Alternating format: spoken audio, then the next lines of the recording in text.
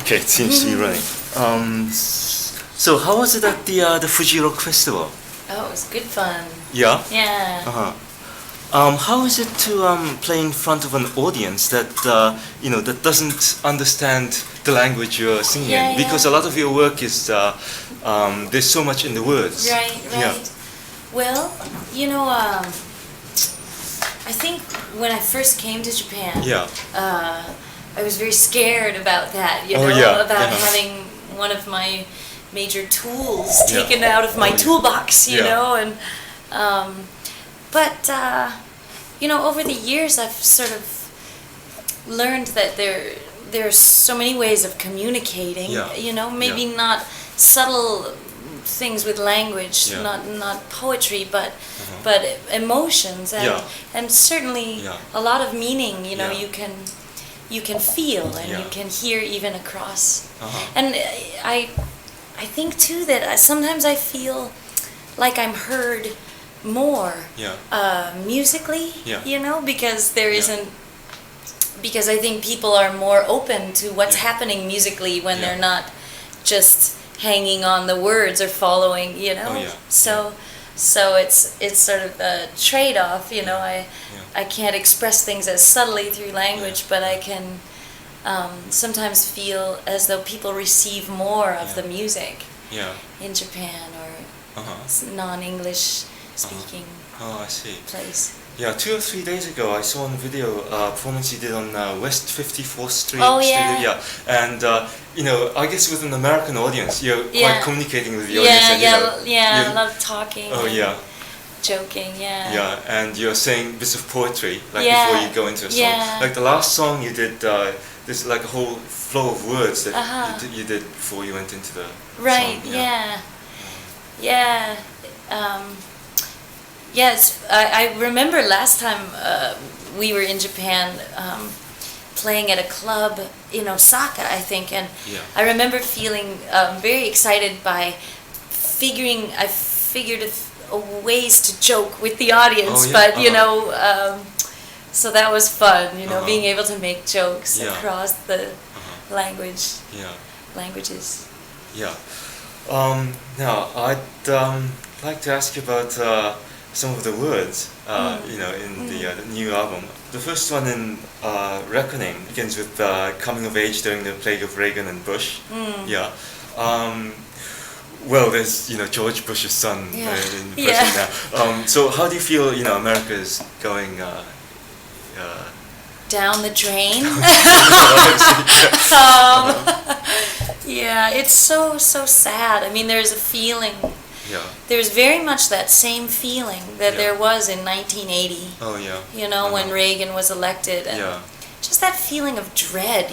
Where if a day goes by when nobody is too brutally exploited or hurt, or no legislation is passed that completely, decimates the rights of certain people or the land, or then that's a good day. When nothing really bad happens, you feel lucky because you just feel like you're braced all the time for the most demeaning, destructive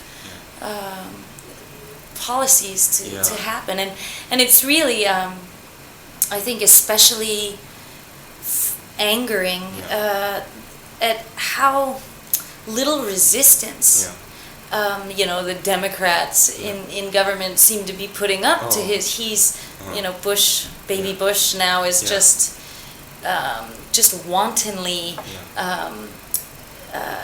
changing things for the worse, and I think that the Democrats in government could be doing a lot more to prevent that destruction. So it's very frustrating at the inaction of the rest of government, not just him. Yeah. So in the news, it's like things are getting more and more conservative, and there's a weapon build-up going again, and during the 80s, musically also, I kind of thought that was a very conservative age. And after that, in the 90s, it got to be more better. Like I I was born in 1960, so I grew up in listening to music from the late 60s and 70s, which is more freer. So when it got to the 80s, it kind of it became very conservative. People's outlook, and then for the 90s, it seemed to be better, but now it seems to be going the other direction again. Yeah, well, it seemed as though, the 80s just being that scourge of Reagan and commercialism, capitalism, just eating America, and then America eating the world, and I think it had a very detrimental effect on music and just the commercialization of music and the co-opting. And then I agree. I think in the 90s you saw the beginning of a rebellion against that. Except I have not so much hope for the music industry, because even that rebellion now is immediately co-opted. As soon as there is a genuine movement, musical movement within a community of young people, it's bought up and resold, packaged and sold again, and the life sucked out of it by that same capitalist machine that I think has became so powerful through the 80s, and it's just still seems so powerful to me. But now what you have outside of that system are many people, hopefully more and more, who are finding really alternative ways of making music. Like you have you have your own label and so on, but like you grew up in the 80s, so was it how did you find your way like that? I mean, were you kind of like not into so much of what was going on at that time, and more or less independent? That song, that first song, Your Next Bold Move, sort of is reflecting on that. I'm sort of looking back at the 80s and my formative years, and thinking about where I came from and how that affected my ideas of I have such an anti-capitalist sensibility, just making a point in life of putting art and people and political change before profit, and so and I think that was much a reaction to the America I grew up in. Because when I came of age, politicians were liars, and the government exploited people. It didn't serve people at all. And it was run by businessmen who had only priorities of money. So, I think I had an immediate aversion to that whole system, and I've been fighting it in my little way. In the words you say that the left wing was broken long ago, and like when I grew up in the late 60s, I grew up actually in New York City. And that was a time when, like, in schools, like schools would go on strike, the teachers would be marching against the war, and it was very much left wing. But during the 80s, I didn't see many people who were kind of, we were actually taught, by our teachers that, don't trust the government, don't trust the textbooks, and so forth and so on. Take responsibility and activism, and Whereas in the 80s, I felt that you couldn't see much of that on the surface, at least. No. That lyric, the left wing was broken long ago by the slingshot of COINTELPRO, which I think a lot of the conservative movement during the 80s and was set up during the 70s by the government, crackdown on all of those progressive movements, the FBI and the CIA and all of those secret intelligence operations that undermined, that stole the power away from all of those student movements, and just many crimes committed by the American government, secret crimes to disempower the people. And I think by 1980 that we were so disempowered, Yeah. and all of those movements were so broken Yeah. by secret government operations that there was a big road open for the conservatives to take over. Yes, and for you, it seems like looking at other interviews that you're saying that you're kind of like you made a tribute album to Woody Guthrie, Yeah. and that I think you're saying something that you feel you inherited the spirit of like the way things that Woody Guthrie were doing, and that you started out in very folk clubs. Were they kind of like continuations of 60s kind of folk or not? Yeah. I think when I was coming up, I caught just the very end of that.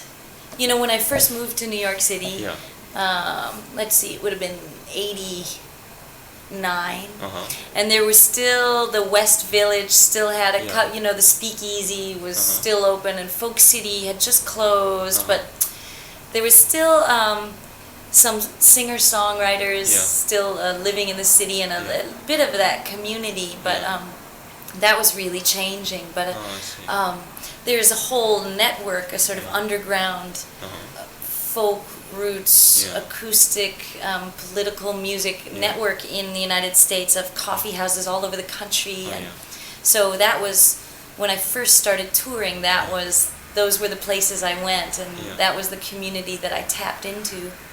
And that was established during the, all of those venues, and were established during the heyday of folk music.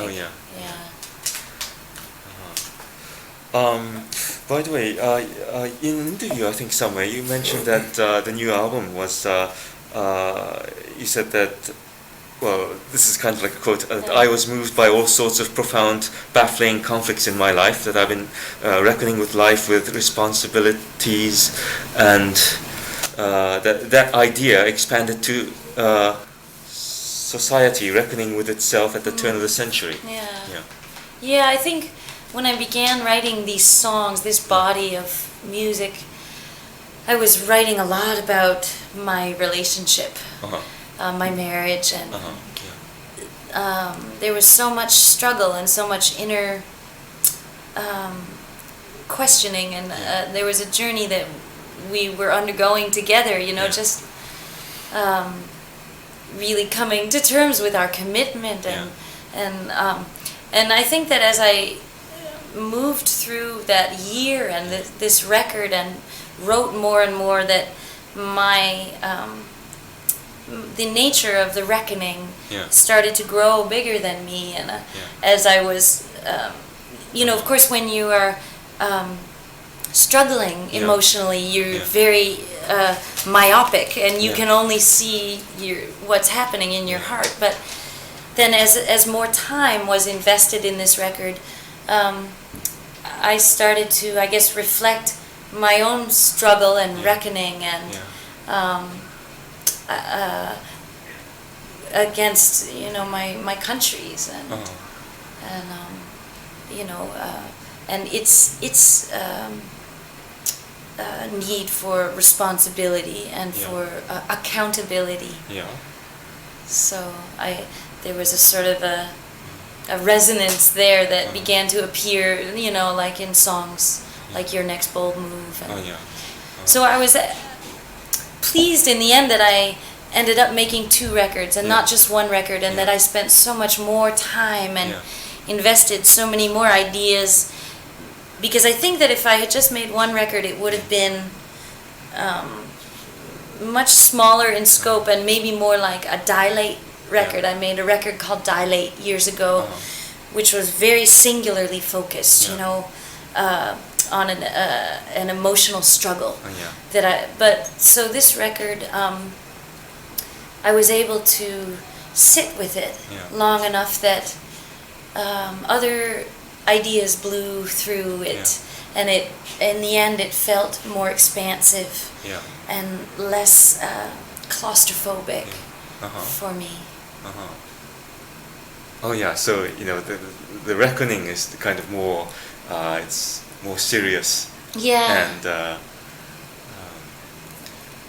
And then there's a little bit of reveling in there, although, I think when I first thought that maybe I would make 2 records and that the reveling, would balance out the reckoning, my life just wasn't, oh yeah, you a went party at the time, so Yeah. the first record ended up having a lot of, foreshadowing of the struggles that are expressed in the second record, and so it all flows into one. But I think that in the first record, in retrospect, looking back, that most of the reveling of that record, I think, is musical. I think, like the Reckoning disc is more me, the songwriter, very lyric based, and then the Revelling record, there's a lot of improvisational music and a lot of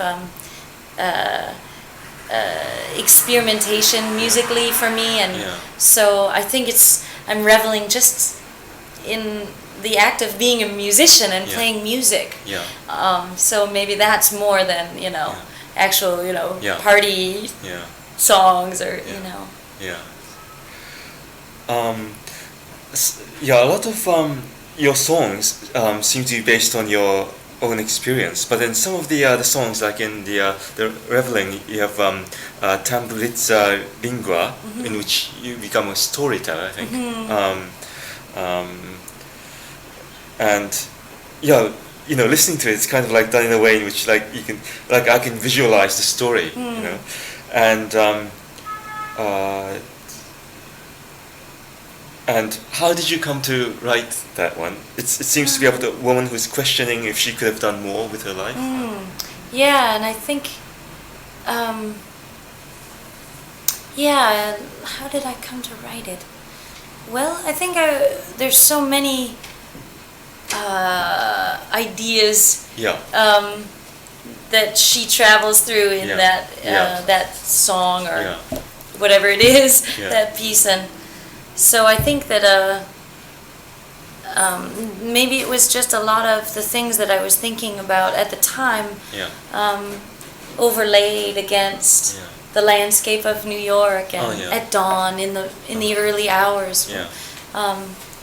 It can be such a contemplative time to be on the streets of that crazy, chaotic city when it's the first blue light and the steam is rising and there's such a quiet, and it it makes you feel almost as though the city is uninhabited, and all of those what ifs and that come up when you're alone in such a landscape. But I don't know. I'm not. I think when I write, it's so not very conscious. It's not very intentional, and I often find that I look at the clock and it's 4 hours have gone by, but it's a very subconscious process. So sometimes I'm not really sure what happened. Only that I became this piece of paper, and I'm so close to it.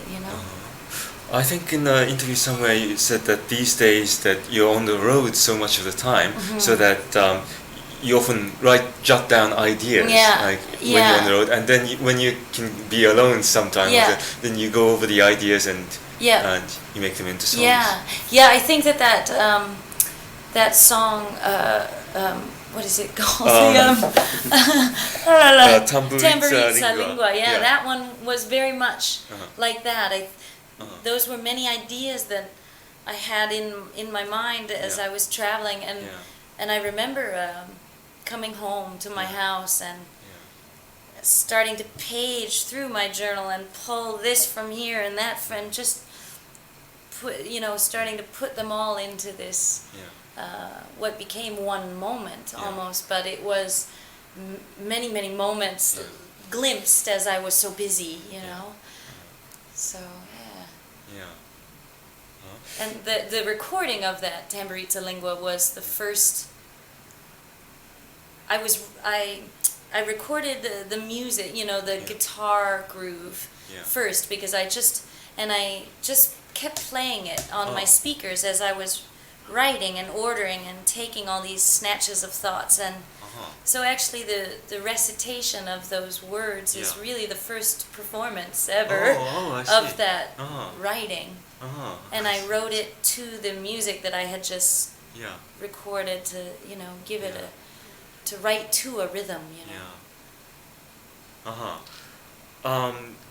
I guess you seem to do that often with your work, that you kind of build up a musical idea spontaneously, or maybe you have a riff or something that you begin with that, and then you match it with the words, and then there's a lot of sculpting and pushing of the clay of the sounds and the words. And another one in which you become a storyteller is like School Night. That's a woman who says she's going to return home to a love that came much before, because she believes that she chooses to be committed to what came before, and in between there's a bit that seems as though she thinks about suicide, or it's a metaphor or something like that. It was what is the metaphor?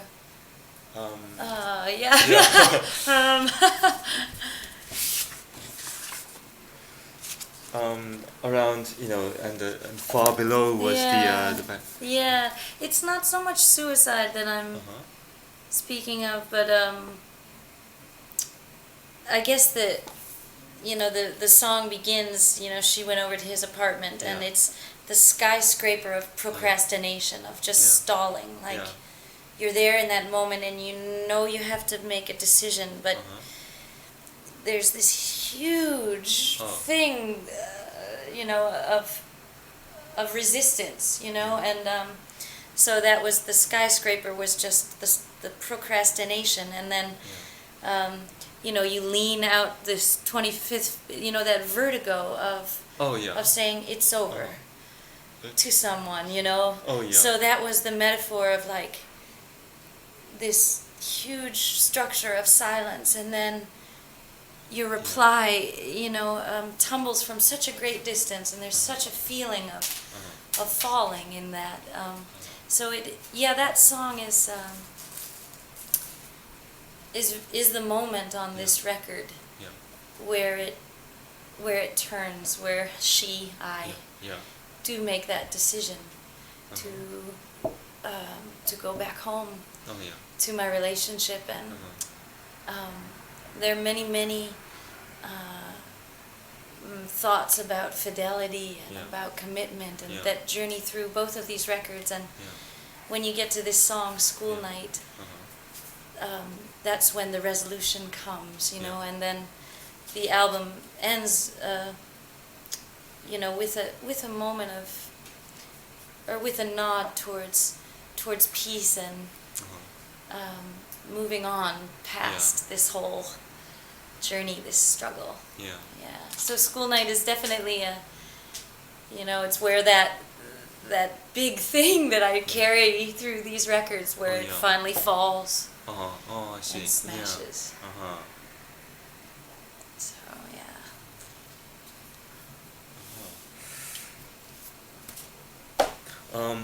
and in some songs, like Garden of Simple, it seems very personal. That was actually a song that I wrote for my friend Prince. Is it? He gave me a gift that was so beautiful, and I wanted to give him a gift in return, and I thought, well, I'm a folk singer, I'll make him a folk song. So I wrote him a little song, and I sent it to him, and then I ended up putting it on the record, but I don't talk too much about him or that it's his song, but you can hear him in it, say, they never really owned you. You just carried them around, and then one day you put them down and found your hands were free. You know, he went through such struggles, and he sort of looked to me as an inspiration for independence and for getting out of this record deal that he was so in conflict with, and all of that business of denying his name, of I was very saddened by that, you know, because I felt as though that was an admission that, you know, he was the slave that he felt himself to be. But I think that even in a situation that fraught, where you feel like you don't have your independence, or somebody else is controlling your music, I think that in any situation of imprisonment, all it takes is the idea of freedom to be free. You know, even if you are literally behind bars, if your mind goes beyond those bars, then that is where you are, you know. And it can be so hard when you feel so trapped in a contract or in a, and but I think he and I never actually did talk about that, about the fact that he let go of his name and refused to even own that very primary part of himself, because he felt it was owned by somebody else. But I always felt that he was bigger than that, and that he had more important things to do than to fight that company, you know. That in the process he might have lost, he lost his name for a while, and he might have lost some of his music and some of his joy. You see, it's very. I didn't know. You know, it's hard to see that until you told me. Because at first it seems like, you know, someone who's. Let's see, I'm stuffing toast and sausage in my pockets under a sign that says "Grand Opening" while my dog is waiting in the car, and there were no people on the payroll. There were no monkey on my back, and so on. And then it goes. Oh, I see. You know, they never really owned you. You just carried them around. Yeah, I guess you know, it's the scene that I set in the beginning is a girl on the move. You know, driving in her car, which is oh so familiar to me. You know, and I think the sentiment in the beginning and where it comes back around to in the song is just that I'm thinking of you. Oh, I see. As I'm out here in my little world, I'm thinking of you in yours, and wishing you strength. You know. So at the very beginning, it seems, you know, it's you know, I can imagine a scene of you actually in a car, or something like that. Yeah.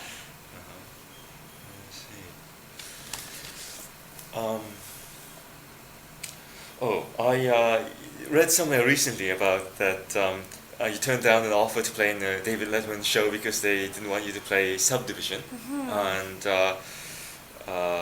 would that song be considered like controversial in today's America?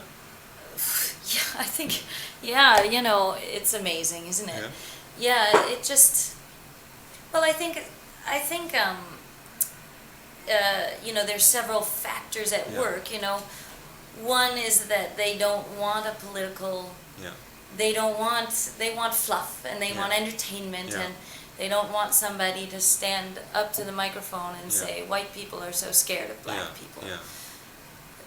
They don't want to make waves, and I think beyond that, they have so much power in the industry and in the entertainment industry to just tell an artist what to do, because so many people obey. You know, that they just assumed that they could say to me, no, we don't want that song, pick another song. And for somebody like me, I have never listened to corporations tell me how to support you know, corporate system and not make waves, and you know, so I wasn't about to start just to be on their show. You know, and I think that it's all those tiny crimes that that people commit in those little ways, like, oh well, that song's, we love something more upbeat. Oh yeah.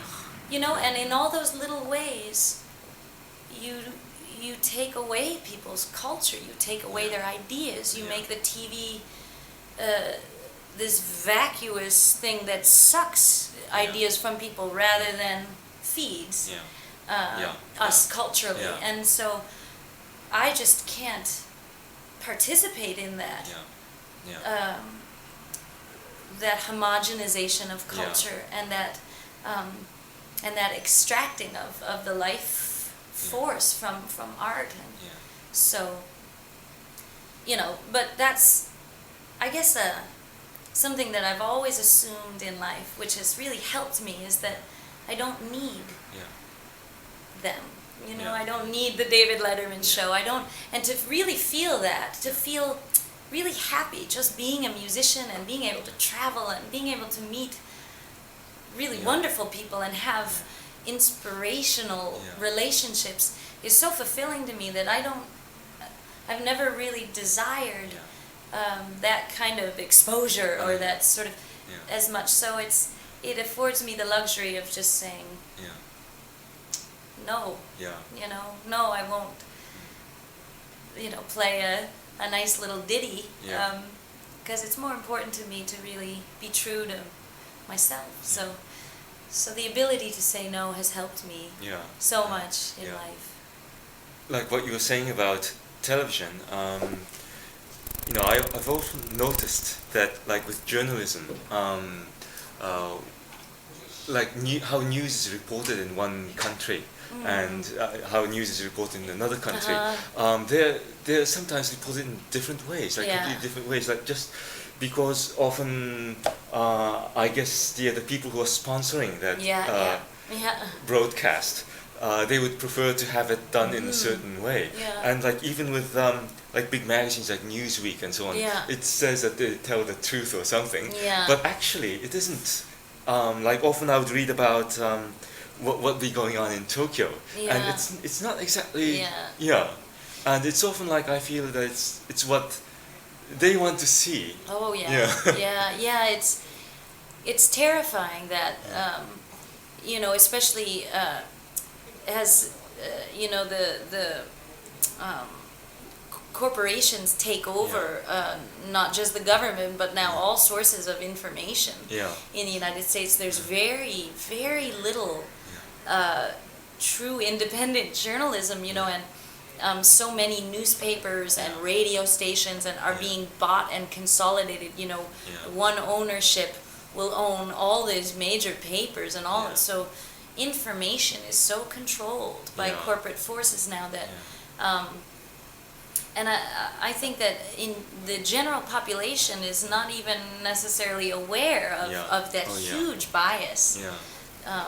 So I agree with you completely. It's so terrifying, and you really have to search further than ever to find real information. And the way that, you know, like even the way that history is being taught, or the way that history is written out in magazines, it's kind of well, these days there's some bands which talk about that, like there's a group in England called Asian Dub Foundation, which is they sing about the discrimination of Asians, mostly Indians and Pakistanis, in England, and the words they're saying that how in England they've distorted the view of their country, like as though they were small villages with nothing in them. So you know, that's, I think, one main reason why I'm so attracted to oral history, to things like folk music and storytelling, and because that is it's a people's history. You know, it's our history as told by us. You know, as opposed to even the history that I learned in school, the official, the history textbooks, which in America say that the noble pilgrims came and tamed the savages of that these colonists came and committed genocide in the New World, and we are not taught that truth in America, and certainly you can't find it in the history books or on the TV or on the radio, and so I think that places like music, like art, like the stories that your grandmother tells you, or that those are the true people's history, as opposed to the history of the leaders, of the governments, of the powerful and the moneyed. So, I feel myself as a small part of that continuum. That Woody Guthrie was so eloquent at stating. That that there are stories to be told. That are not told in the mainstream culture. Oh yeah. And well, going back to subdivision, so I felt that well, towards the end you're saying, I'm wondering what it'll take for my country to rise. First we admit our mistakes, then we open our eyes. I feel it's now more an international problem as well. It's not just with America. And also this kind of racism also affects international relationships as well. That's so much. I guess one of my favorite things about making something as small as a song, as a little song, it can be so much bigger than itself, and that song Subdivision is about Buffalo, New York, where I grew up. And it's a very segregated city still. And, there is Main Street runs down the middle of the city, and on the east side, black people live there, and on the west side, white people, and it's just, it's still very black and white. And it's, but then my city is a microcosm of my country, which is still so segregated, and of course, my country is just a microcosm of the world, and those same power dynamics, and so in that way, I love the ability of a song or a poem to be reflective of a tiny mirror that can reflect and project a beam of light that is bigger than itself. So I like to talk about little things. I like to talk about big things in little ways. I guess. Also, I read somewhere that there's a film that's chronicling the tour you're doing now by Hillary Goldberg. Yeah, we're working on it. It's it's gonna be. She's been filming us live on stage, so there's gonna be a lot of music. And then sort of the idea is that songs like Subdivision is one song that she shows, and it's very raw. She has a video camera, and so it's very, and we have been editing it on her home, Avid, but so, like Subdivision, for instance, the songs will springboard sometimes into little stories. Then she came to Buffalo, and she filmed the evacuated downtown, where so many crumbling buildings, and Buffalo is sort of like a mini Detroit. The racism has affected the landscape so profoundly. Just the inner city, all these beautiful old architecture crumbling and just completely dilapidated, simply because the white people moved out. They took their money and they went to where they felt safe in the suburbs, and left the city to crumble, and to be poor, and cut off the school system, so that the children in the city have very poor, bad schools, and the children in the suburbs are on their computers right away. So that is so that story sort of unfolds a little bit around that song, and then you move to another song, and the general context of the film is being on the road, just on tour. So it moves, song to song through the stages, and you see, backstage, and just sort of what life is like on the road as you Yeah. go from between these songs and little stories. Yeah. So it's being filmed this year. Yeah, I think we're done filming now. Oh, Finally, okay, yeah. no more filming. Must finish.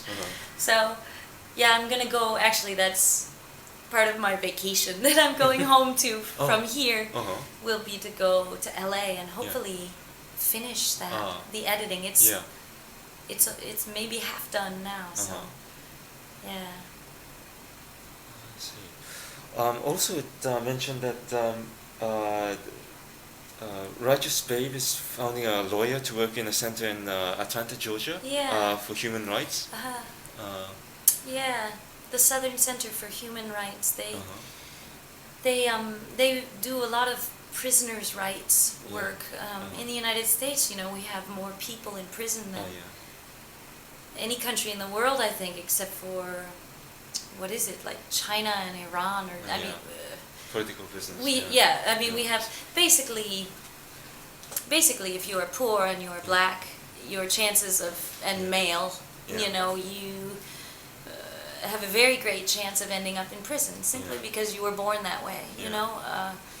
Wrong place at the wrong time, and so it's I think, and then the conditions in prison are so inhumane, and there are so many injustices perpetrated against poor people through the criminal justice system. So, and then of course, one of the big crimes, I think, of that system is capital punishment. In the United States, the government still reserves the right to kill its citizens, which I feel is wrong, which I feel is murder, especially done by the state. I think that when a poor person who is completely disempowered and strung out on some drug and who has had nothing but a violent life and is so full of anger and desperation commits murder, I think that there are all those factors need to be taken into account, and that you need to have empathy for that person. But when some government official in a nice air-conditioned office murders and murders and murders, such as George Bush has done, he murdered more people in his short time as Texas governor than any other governor yet in America. And now he's president when he has killed 140 people. So 140. Something like it's 130, 45, right in there. When he was Texas governor, he signed 140 death warrants. I see. Because in order to commit an execution, you have to get the signature of the governor. So the final, I know many lawyers who do anti-death penalty work, such as the people down in Atlanta, Georgia, and what they do is they try to petition the legal system to stop an execution. They petition the governor, and they wait until midnight. All the executions are done at midnight. It's very gothic, you know. And then the governor signs the paper, and the person goes to the chair. But so we fund a lawyer to try and help to counteract the government's murder. I think they want me to finish because we kind of got. I could go on with questions, but actually, you see, you have other interviewers waiting. I wonder if you could tell me briefly, like you have a film coming up and some other projects that are recently coming up. Do you have a live album? Live album. Yeah, that's the idea. Is that it sort of works in conjunction with the film, and hopefully they'll come be released at sort of the same time. So that's the plan. Yeah. And your label is putting out like other artists, like Otto Lindsay. How did you link up with Otto? I met him in New York. I went to a show of his a few years ago, and we started talking afterwards. And he was looking for distribution, and I'm a big fan, and so we just. So now we're going to release record number 2 with him.